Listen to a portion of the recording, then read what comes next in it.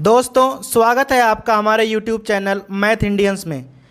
आज से हम शुरू करने जा रहे हैं अध्याय 9 अवकल समीकरण डिफरेंशियल इक्वेशंस। सबसे पहले हम जानेंगे कि अवकल समीकरण होते क्या हैं, एकदम बेसिक से देखेंगे। अब जैसे ही हम समीकरण का नाम सुनते हैं तो दिमाग में आता है कि भाई बराबर का निशान लगा होगा और कोई अचर या चर साथ में लिखे रहते हैं। जैसे अगर लिखा हो x + y = 7। अब यह एक समीकरण है और यह एक रैखिक समीकरण है चूंकि एक घात का है। इसी प्रकार अगर हम लिख दें x² - 5x + 3 = 0। अब यह भी एक समीकरण है परंतु यह एक द्विघात समीकरण है क्योंकि यहाँ चर x पर दो घातें लगी हुई हैं। और इसी प्रकार अगर लिखा हो कहीं पर cos x + sin x = 1 तो यह एक त्रिकोणमितीय समीकरण है।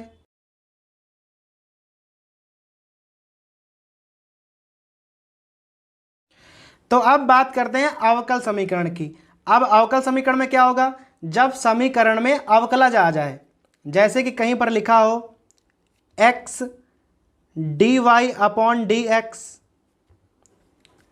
+ y = 0। अब यहाँ x भी है y भी है और साथ में dy/dx आ गया है। अब dy/dx क्या होता है, यह y का अवकलन होता है या इसे बोल सकते हैं कि यह y का अवकलज है। अर्थात अवकल समीकरण वे होते हैं जहाँ पर कोई एक स्वतंत्र चर होता है और एक आश्रित चर होता है और उसी आश्रित चर का अवकलज भी दिया होता है। अब यहाँ पर x क्या है, x स्वतंत्र चर है। y क्या है, y आश्रित चर है। और dy/dx क्या है, ये y का अवकलज है। अब अवकल समीकरण की परिभाषा क्या बन गई, ऐसा समीकरण जिसमें कोई स्वतंत्र चर दिया हो, कोई आश्रित चर दिया हो और उसी आश्रित चर का अवकलज भी दिया हो, तो उसे हम कहेंगे यह एक अवकल समीकरण है। अब इस चैप्टर में हम केवल ऐसे अवकल समीकरण पढ़ेंगे जिनमें केवल एक स्वतंत्र चर होगा, ठीक है, एक आश्रित चर होगा और अवकलज कई सारे हो सकते हैं। जैसे हम लिख लें 2d² + dy/dx होल क्यूब = 0। अब यहाँ देखिए, यहाँ पर दो अवकलज हैं, एक d²y/dx² और एक dy/dx। बस ध्यान ये रखना है कि चर एक से ज़्यादा नहीं होने चाहिए। तो इस प्रकार के समीकरणों को हम सामान्य अवकल समीकरण कहते हैं। अब सामान्य अवकल समीकरणों में अवकलज कितने भी हो सकते हैं पर स्वतंत्र चर हमेशा एक ही रहता है। जैसे इसे हम इस प्रकार से भी लिख सकते हैं d³ + d²y/dx² whole square + dy/dx की पावर 4 = 0। अब हमने यहाँ देखिए तीन अवकलज लिख दिए हैं परंतु भाई स्वतंत्र चर केवल एक ही है, x। अब यहाँ पर हम कुछ संकेतों को देखेंगे जिससे हम अवकलजों को दिखाते हैं। जैसे अगर हम y का एक बार अवकलन करें तो उसे हम dy/dx कहते हैं और इसे हम y' भी कहते हैं। अर्थात अगर कहीं पर y' लिखा हुआ है तो उसका अर्थ है dy/dx। इसी प्रकार अगर दो बार अवकलन किया जाता है तो उसे बोलते हैं d²y/dx² और इसे हम y" से भी दिखा सकते हैं।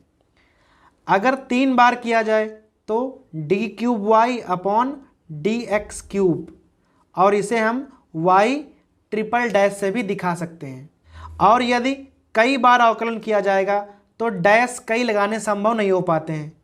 यदि मान लीजिए यहाँ पे भाई n बार किया जाए तो dny/dxn, तो इसे हम लोग yn कहा करेंगे। अब आते हैं हम अवकल समीकरण की कोटि पर। अब यहाँ लिखा हुआ है कि अवकल समीकरण में स्वतंत्र चर के सापेक्ष आश्रित चर के उच्चतम कोटि के अवकलज की कोटि, अर्थात उसमें अवकलज किस कोटि का दिया हुआ है वही हमारे अवकल समीकरण की कोटि माना जाएगा। जैसे अगर कहीं पर लिखा हो dy अपॉन डी एक्स और प्लस ई की पावर x इक्वल टू 0। अब यहाँ चूंकि dy अपॉन डी एक्स लिखा हुआ है अर्थात यहाँ y का एक बार अवकलन किया गया होगा, तो यहाँ कोटि कितनी हो जाएगी? कोटि हो जाएगी 1। अगर इसी प्रकार से कहीं लिखा हो d square Y upon D x square और प्लस वाई इक्वल टू 0। अब यहाँ इसका अर्थ क्या होता है? इसका अर्थ है कि यहाँ पर 2 बार अवकलन किया गया होगा, इसलिए इसकी कोटि कितनी हो जाएगी? इसकी कोटि हो जाएगी 2। जो हाईएस्ट कोटि होंगी वही समीकरण की कोटि मानी जाएंगी।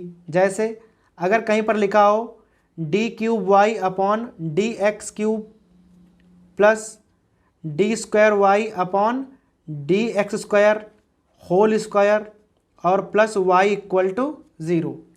अब यहाँ पर यह 3 कोटि का अवकलज है और यहाँ पर यह 2 कोटि का अवकलज है, तो जो हाईएस्ट कोटि होगी वही कोटि मानी जाती है। तो यहाँ पर कोटि कितनी हो जाएगी? कोटि हो जाएगी 3। अर्थात हमें सभी अवकलज देखने हैं और उन अवकलजों में जिसकी सबसे अधिक कोटि होगी वही हमारे अवकल समीकरण की कोटि कही जाएगी। अब आते हैं अवकल समीकरण की घात पर। अब अवकल समीकरण की घात चेक करने से पहले आपको सबसे पहले चेक करना पड़ेगा कि अवकल समीकरण y dash, y double dash और y ट्रिपल डैश आदि में बहुपद समीकरण होना चाहिए। अर्थात जो हमारा समीकरण है वह D Y upon D X या D square Y upon D x square इन सब का बहुपद होना चाहिए। अगर बहुपद है तो उसकी घात हम लिख सकते हैं, और अगर बहुपद नहीं है तो वहाँ हम घात उसकी नहीं लिख सकते हैं। सबसे पहले कोई समीकरण लिख लेंगे d Y upon D x और प्लस ई की पावर x इक्वल टू 0। अब सबसे पहले यहाँ चेक करेंगे कि यह एक बहुपद है या नहीं। अब यह एक बहुपद है। हमें केवल बहुपद y डैश या y डबल डैश या y ट्रिपल डैश के रिस्पेक्ट में चेक करना है, हमें x से यहाँ कोई मतलब नहीं होता। अब यह चूँकि d Y upon D x में एक बहुपद है, तो बहुपद अगर है तो उसके बाद हम घात कैसे चेक करेंगे? हम देखेंगे यहाँ पर अधिकतम कोटि किसके पास है। अब अधिकतम कोटि है इसके पास, तो जो इसकी घात होगी वही समीकरण की घात होगी। अब यहाँ घात क्या होगी? घात होगी 1, क्योंकि d Y upon D x की घात कितनी है? 1 घात है। इसी प्रकार कोई और समीकरण लिख लीजिए। अब हमने यहाँ पर लिखा हुआ है D cube Y upon D x cube का whole square plus 2 D square Y upon D x square का whole cube minus D Y upon D x equal to 0। अब यहाँ पर 3 अवकलज दिए हुए हैं, एक d cube Y upon D x cube, एक है D square Y upon D x square और एक है d Y upon D x, और यह एक बहुपद भी है। तो जब बहुपद है तो हम यह ढूंढेंगे कि सबसे ज़्यादा कोटि कहाँ पर है। अब सबसे ज़्यादा कोटि यहाँ पर है, तो जो सबसे ज़्यादा कोटि होगी जो उस पर घात लगी होगी वही घात हम देखेंगे। तो यहाँ घात कितनी हो जाएगी? घात हो जाएगी 2। वैसे तो यहाँ हाईएस्ट घातें 3 हैं, लेकिन यहाँ कोटि कम है। कोटि जहाँ सबसे अधिक होगी हम केवल उसकी घातें देखेंगे। अब अगर मान लीजिए कोई समीकरण इस प्रकार से लिखा हो d Y upon D x plus sine d Y upon D x equal to 0। अब यहाँ एक d Y upon D x angle के रूप में आ गया है, कोण की जगह साइन के अंदर, तो यह अब बहुपद नहीं है। अब जब यह बहुपद नहीं है तो यहाँ हम लिख देंगे घात क्या होगी? लिख देंगे घात परिभाषित नहीं है। अर्थात जहाँ पर कोई समीकरण d Y upon D x में बहुपद नहीं होगा वहाँ हम लिखा करेंगे कि यहाँ घात परिभाषित नहीं है। अब आते हैं हम प्रश्नावली 9.1 पर। कह रहा है 1 से 10 तक के प्रश्नों में प्रत्येक अवकल समीकरण की कोटि एवं घात यदि परिभाषित हो तो ज्ञात कीजिए। अब पहला सवाल क्या है? d4y upon D x 4 plus sine y triple dash equal to 0। अब चूंकि y ट्रिपल डैश जो है वह साइन के साथ में आ गया है, तो यह बहुपद तो होगा नहीं। अब जब बहुपद नहीं होगा तो हमें केवल कोटि देखनी है। अब यहाँ कोटि कितनी है, यहाँ पर 3 कोटि है, यहाँ पर 4 कोटि है, तो हमारी कोटि कितनी हो जाएगी, कोटि हो जाएगी 4। और घात में क्या लिख देंगे, घात में लिख देंगे कि परिभाषित नहीं है। ऐसे ही यहाँ पर आ जाइए। अब यहाँ लिखा है y dash plus 5y equal to 0। अब यहाँ साफ साफ लग रहा है कि कोटि कितनी हो जाएगी, कोटि हो जाएगी 1। और चूंकि यह बहुपद भी है तो घात कितनी होगी, अब जब एक कोटि पे कितनी घात लगी है तो घात भी 1 ही होगी, चूंकि y डैश की घात भी यहाँ 1 है। इसी प्रकार यहाँ देख लीजिए, यहाँ लिखा है ds अपॉन डी टी की power 4 plus 3s d square s upon d t square equal to 0। अब देखिए यह 1 कोटि का है और यह 2 कोटि का है, तो कोटि हो जाएगी 2। और घातें, जो 2 कोटि पर घातें लगी होंगी वही घातें होंगी, तो घात हो जाएगी 1। अब यहाँ चौथा देखिए, चूँकि यहाँ D Y upon D X cos के अंदर आ गया है, अर्थात यह एक कोण है, तो यह एक बहुपद तो होगा नहीं। बहुपद नहीं है तो हमें केवल कोटि लिखनी है। अब यहाँ कोटि कितनी है, कोटि हो जाएगी 2। और घात में क्या लिखोगे, लिख दोगे कि परिभाषित नहीं है। अब पांचवें पर आइए, लिखा है D square Y upon D x square बराबर cos 3x plus sine 3x। अब देखिए साइन कास तो यहाँ पर भी आए हैं, पर साइन और कॉस के अंदर d Y upon D x नहीं लिखा है, और कोई चर लिखा हो तो चल जाएगा। अब यहाँ कोटि कितनी होगी, कोटि होगी 2। और घातें, घात होगी 1, चूँकि 2 कोटि पर कितनी घातें लगी हैं, 1 घात लगी है। इसी प्रकार यहाँ आ जाइए। अब देखना यहाँ 3 कोटि हैं, यहाँ 2 कोटि, यहाँ 1 कोटि, अर्थात कुल मिलाकर कोटि कितनी हो गई, 3। और 3 कोटि पर कितनी घातें लगी हैं, 2, तो घातें कितनी हो जाएंगी, 2। इसी प्रकार यहाँ ये 1 कोटि का, ये 2 कोटि का, ये 3 कोटि का, अर्थात कोटियाँ कितनी हो गई, 3। और जो 3 कोटि है उस पर घातें लगी हैं 1, तो घात हो जाएगी 1। इसी प्रकार यहाँ, अब यहाँ लिखा है y डैश प्लस वाई। अब यहाँ कोटि भी 1 है और घात भी 1 है, क्योंकि उस पर एक ही घात लगी है।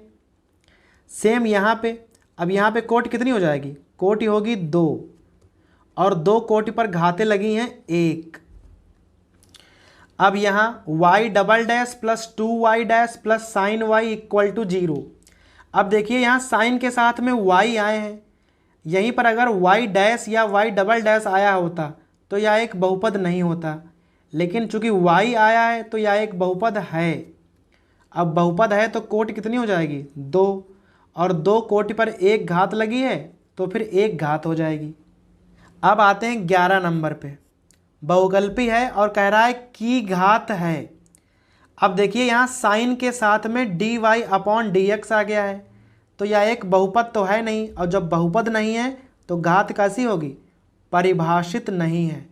लेकिन 12 वाले में कह रहा है 2x square d square Y upon D x square minus 3 d Y upon D x plus y equal to 0।